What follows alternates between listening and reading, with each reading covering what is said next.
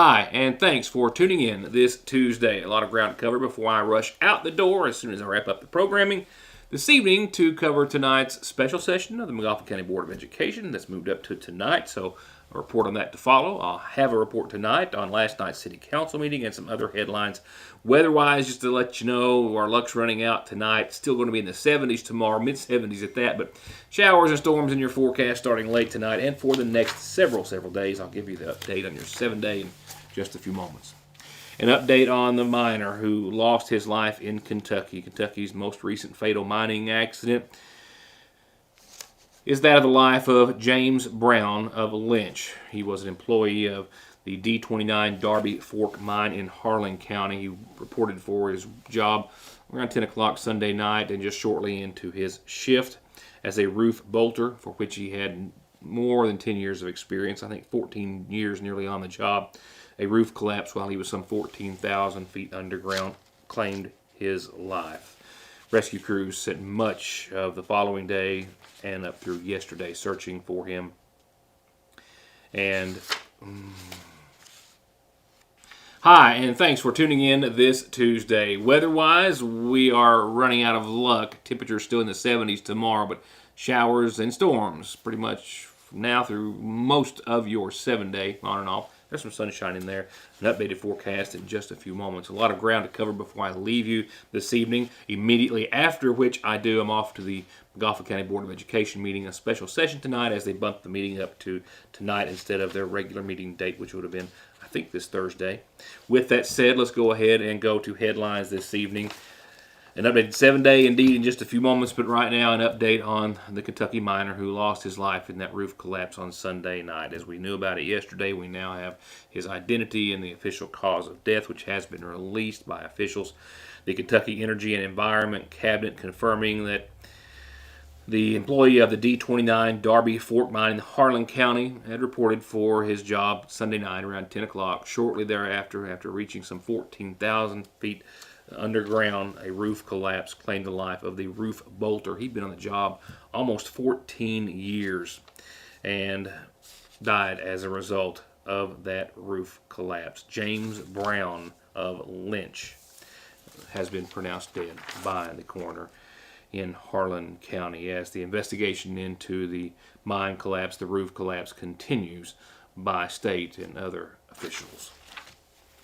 Well, as the session winds down, the Republican majority of Kentucky's General Assembly late last evening overrode two of Governor Beshear's vetoes. One of them had a little more support than other vetoes or moves against the governor's vetoes had, but still both were overrode. Beshear had actually already vetoed House Bill 4, as I told you in previous reports, which would have gone to cut the length of time of unemployment insurance benefits to Kentuckians who lose their jobs. Instead of the normal 26 weeks, as it has been for a number of years, as most of the nation continues to do, Kentucky would have, without the governor's veto, gone to a metric, if you will, which would be based on a 90-day unemployment average for the state as a whole, lumping all of the larger cities in rural Kentucky together for that data. And it would also require anyone who was on unemployment to take a job that they deemed suitable, even though it was not in their existing career, or within their scope of training. That has been overrode by the Republican General Assembly. Rural counties, of course, have higher unemployment was one of the arguments, and for those folks who have fewer job opportunities, that was considered to be a major setback by the governor. The governor had also vetoed Senate Joint Resolution 150 that would put an end to COVID pandemic emergency, declared state of emergency. My apologies. Basically, all other parts of the declaration of emergency under the COVID pandemic have already expired. The one still existing was a SNAP benefits, about 250,000 Kentucky households, about $50 million in emergency food stamp funds, which will now, I believe, end immediately after the majority overturned that veto by the governor. And there's still some things to happen. Just a few days left in the session. A couple of big topics right now: charter schools and critical race theory still yet to be discussed. charter schools are not illegal in Kentucky. They just don't have any state funding. And some proponents of House Bill 9 are looking to change that, looking for funding for charter schools. Today, the bill did make its way to the House Education Committee, where if it were to continue, it would essentially say that existing school districts who had a student go to a charter school, well, their state funding, as well as at least a portion of their local and other taxes, would go with them to that charter school as well. There have been some changes to the bill. From what we understand, it would mean that local school boards would still have to authorize charter schools, and that school districts, which are comprised of 7,500 students or less, which, for example, McGoffin and much of eastern Kentucky would be, local school boards would have total say-so as to whether or not a charter school could be established. Yeah, that's House Bill 9. It was approved 11-9 by the House Education Committee. It still has to make its way through the Senate. The KHSAA, of course, focused on Kentucky athletics and sports for our students, has issued their opinion via this post earlier today in regards to Kentucky charter schools and what they feel it would do to sports across the Commonwealth. The Kentucky High School Athletic Association, they say, with what appears to be serious concerns about charter schools, saying that every person involved in interscholastic sports and any athletes across the Commonwealth in any way should be concerned with these 11th hour developments related to House Bill 9 relating to charter schools, and should be contacting your legislator now to express concern about the measure being hurried onto the agenda of House Education. KHSAA going on to say that, as we've stated, when the bill was originally discussed years ago, issues surrounding parental parent choice in the education of their children are without question public policy issue. However, when it creates disparity in interscholastic athletes, it's their responsibility, they say, to state other facts. As written now, the bill contradicts, they say, the very basis of interscholastic athletics. Interscholastic athletes, by definition, athletics, by definition, rather, is between schools, not between school-aged children attending multiple schools. The bill's provision allowing for a student enrolled in a charter to play for another school if the charter didn't offer a sport is in direct contradiction to the concept of interscholastic play. And the KHSA also says that this creates the very real possibility of a school being formed as a single sport school, and has been done in other states, and creating tremendous imbalance among schools that should otherwise be competing against one another. And that even if the provision allowing a student to attend a charter or play for a different school were removed, the days of true school versus school play would become a distant memory. They say that also there doesn't seem to be any phase-in language that would address the students moving to those charters after already playing for a KHSAA member school, which even further creates a situation where the issue will shift from academics to athletics as the enrollment priority. And there's also still Senate Bill 138 that is afloat, that is an anti-critical race theory bill. It has passed 15-6 thus far. It is being called the Teaching American Principles Act, and from what I understand, its purpose is to keep or preserve the alignment of middle and high school standards with American principles of equality, freedom, and personal agency, according to reports. I'll be right back with local news. Not everything has changed over the years. Fraser's Prater Drugstore is still your most trusted pharmacy, where you can get your prescription brought to you curbside, or make your way to the counter for a snack, lunch, or an incredibly sweet treat. And check out Strings and Things inside the shack, the Radio Shack, musical instruments, guns, ammo, electronics, and more. It's as wonderfully unique of a shopping experience as is the selection at Fraser's Prater Drugstore in downtown Salyersville. Now available at Independent Signs and Graphics, custom laser cut Kentucky bourbon barrel heads in unused, fresh, white oak, or from authentic Kentucky bourbon barrels with that used patina and slight aroma of Kentucky bourbon. And we do custom leather patched hats and wall hangings. Need a business logo? We can do that too. And we do banners, plastic, aluminum, decorative, hanging signs, vehicle graphics, and wraps.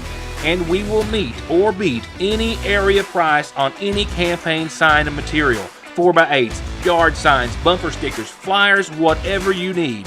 And the quality of our workmanship, materials, and artwork are always top shelf at Independent Signs and Graphics here at the Sayersville Independent, 349-2915.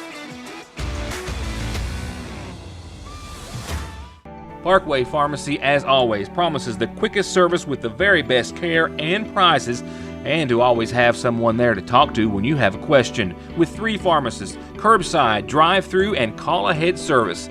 Parkway Pharmacy in Sayersville, 349-4400. Where you can always talk to a pharmacist when you need one.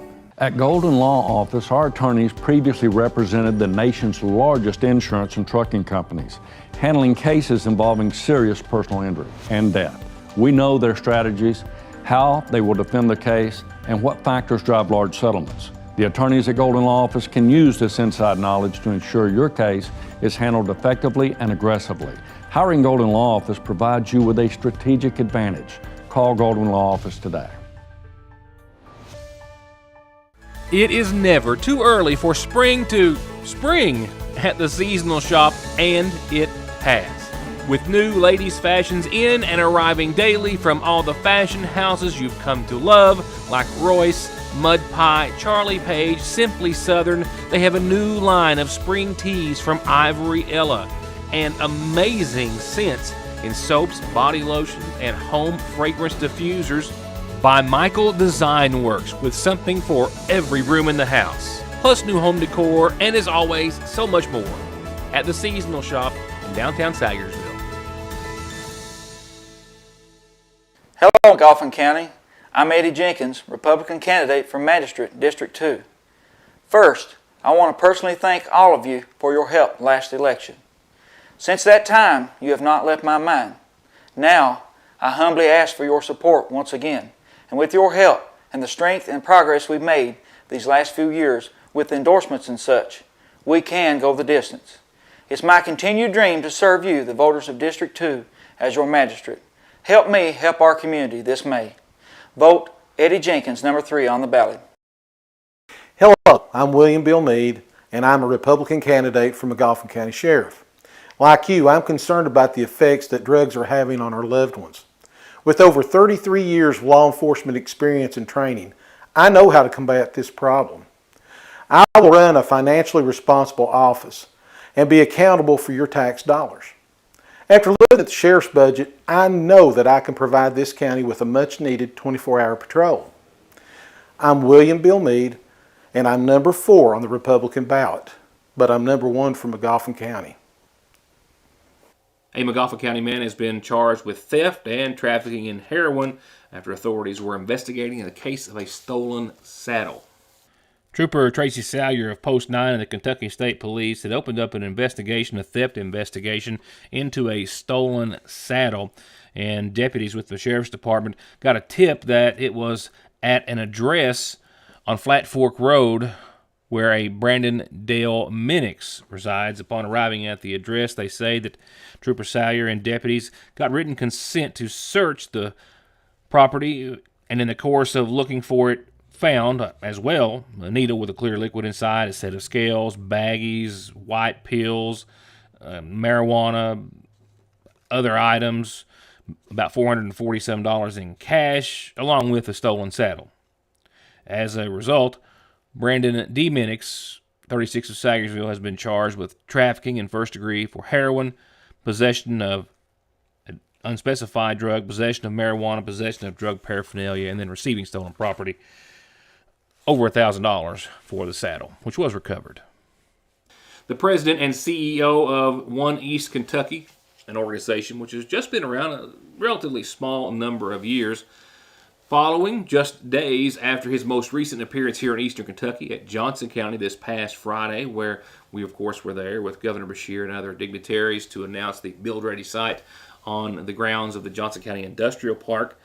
That president and CEO of One East Kentucky has since tendered, as has another one of the top individuals within the organization, their resignation.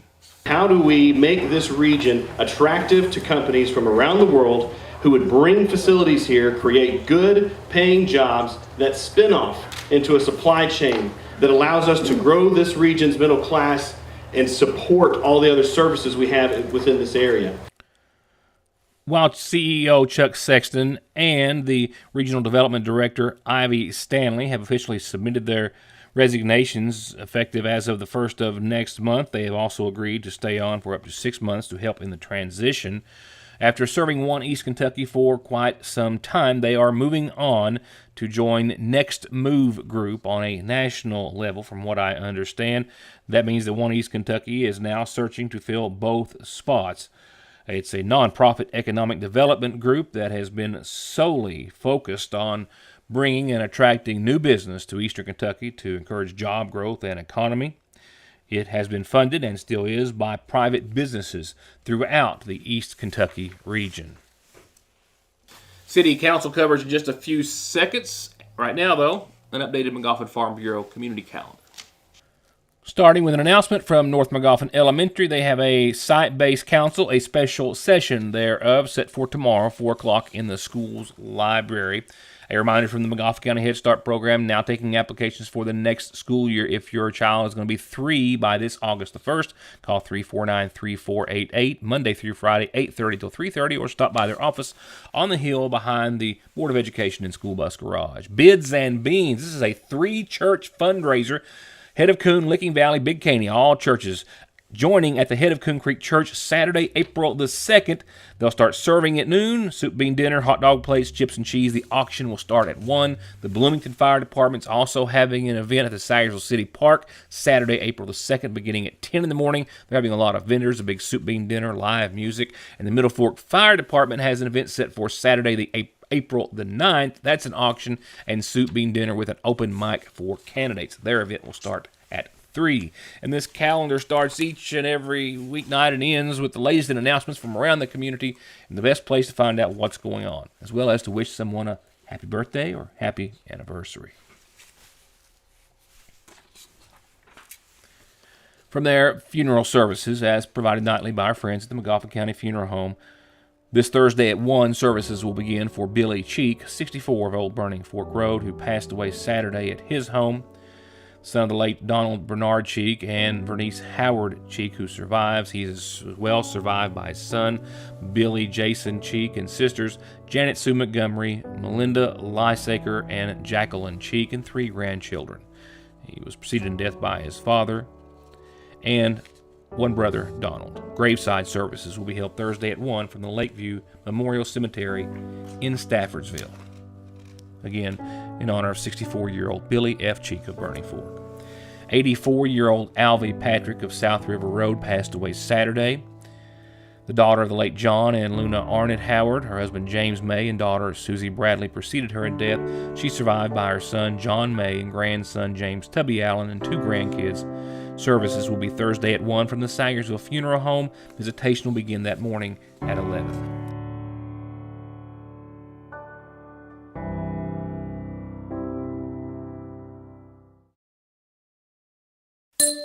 If you've been waiting on the new Samsung Galaxy S22 device, then the team at Appalachian Wireless has some good news for you. Appalachian Wireless is launching all Samsung S22 models on sale. Every S22 model will be $150 off normal contract pricing. Or take $100 off and we'll pay the taxes on the Appalachian Advantage. Visit one of our retail or dealer locations and on the web, because we don't want you to miss this fantastic deal. We are you. We are Appalachian Wireless. I'm Kelly Collins. And I'm Taylor Shepard. And we are with the Golden Law Office. We both began our legal careers in Lexington, representing the nation's largest insurance companies.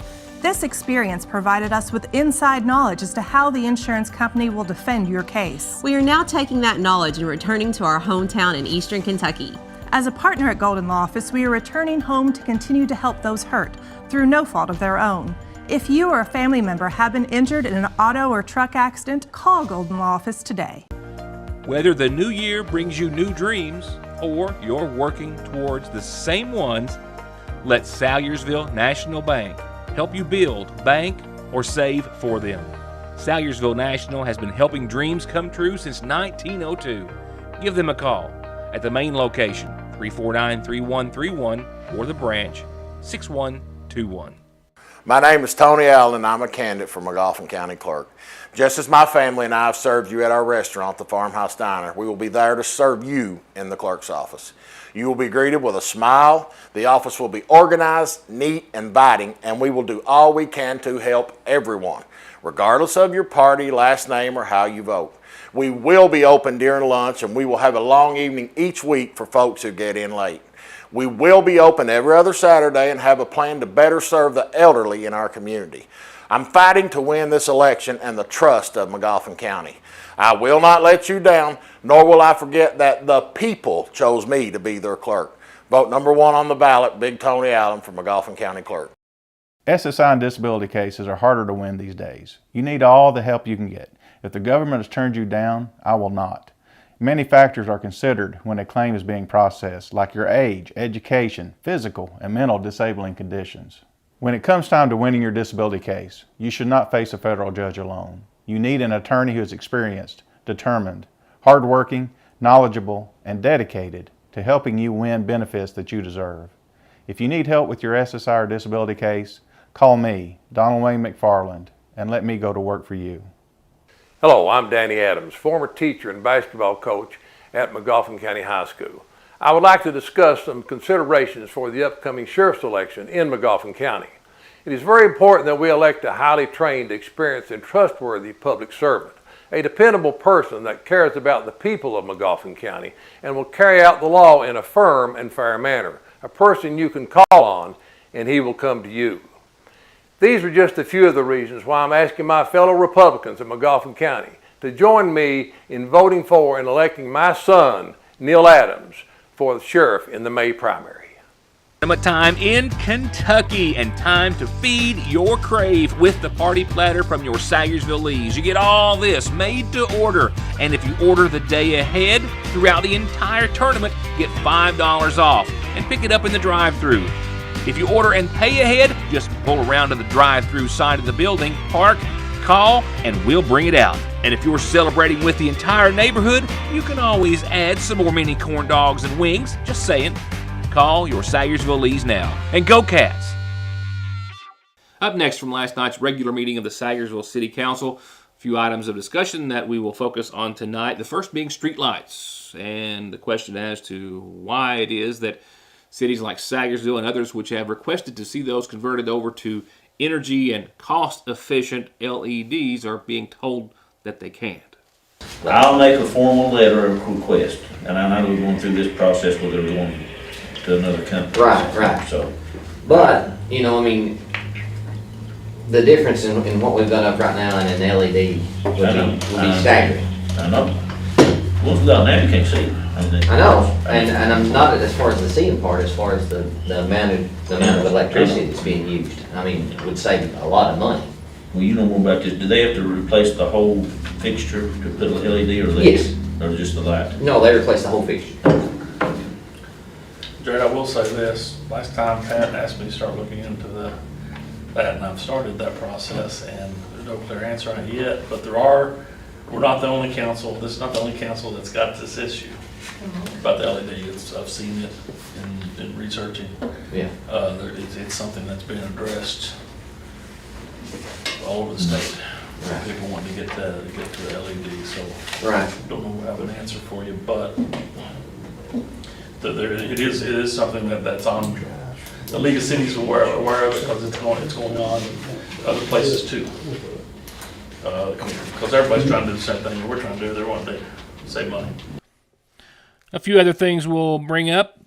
The city making the last payment on their pumper truck. The fire department purchased about 10 years ago, so it's paid for in full as of payment of the bills last night.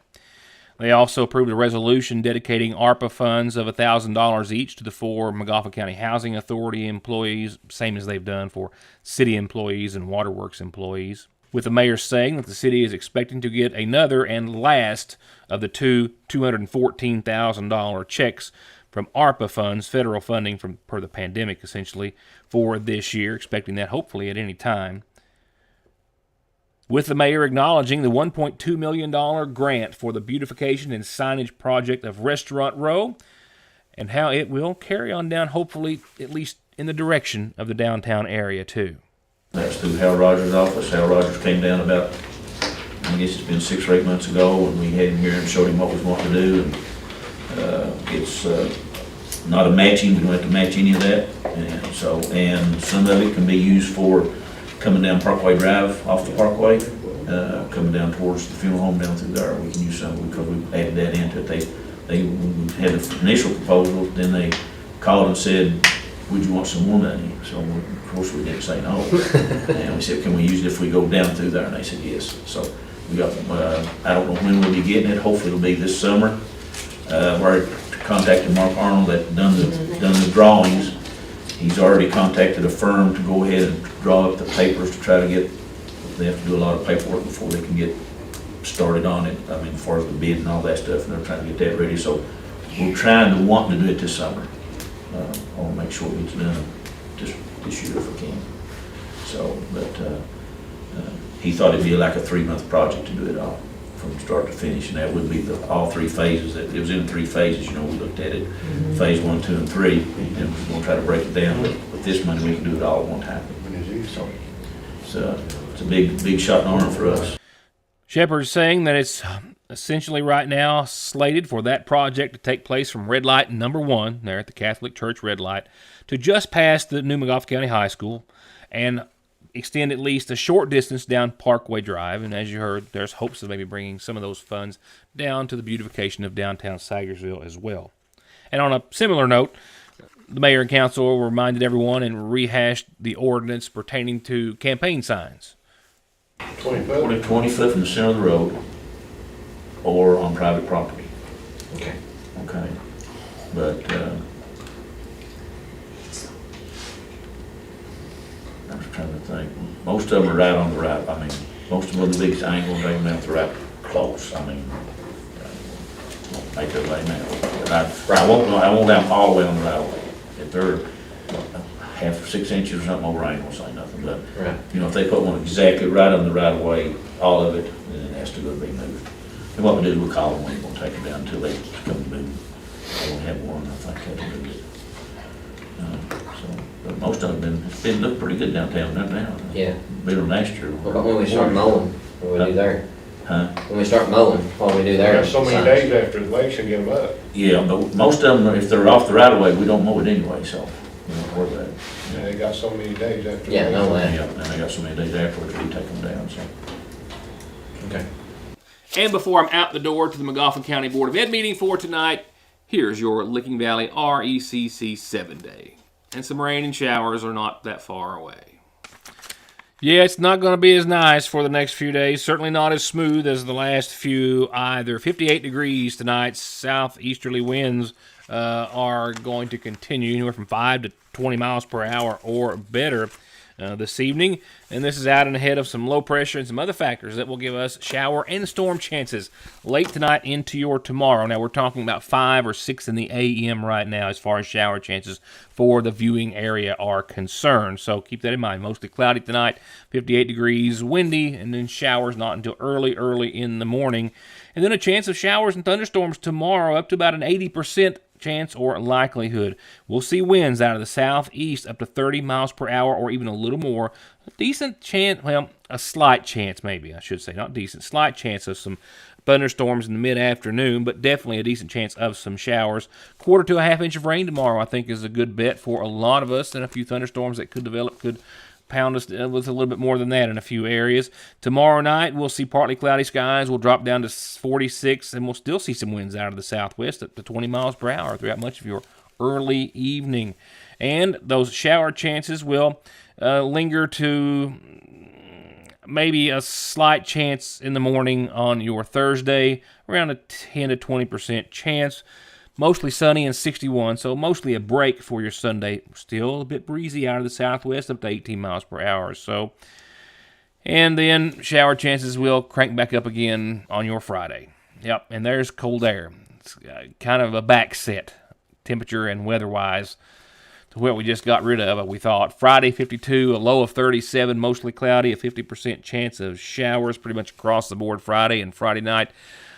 Saturday, right now, showers likely, a 60% chance, but keep in mind That's up until like 9 in the morning, certainly over with mainly by noon. Then we'll see partly sunny skies, but a cooler Saturday, 48. We'll dry up after that. Sunday, 51, mostly sunny. Monday, mostly sunny and 54. Then back to the 60s by Tuesday, but with that, maybe the possibility of more clouds than sun and another chance of some showers lingering ahead. That's it. Thanks for watching. See you back tomorrow night.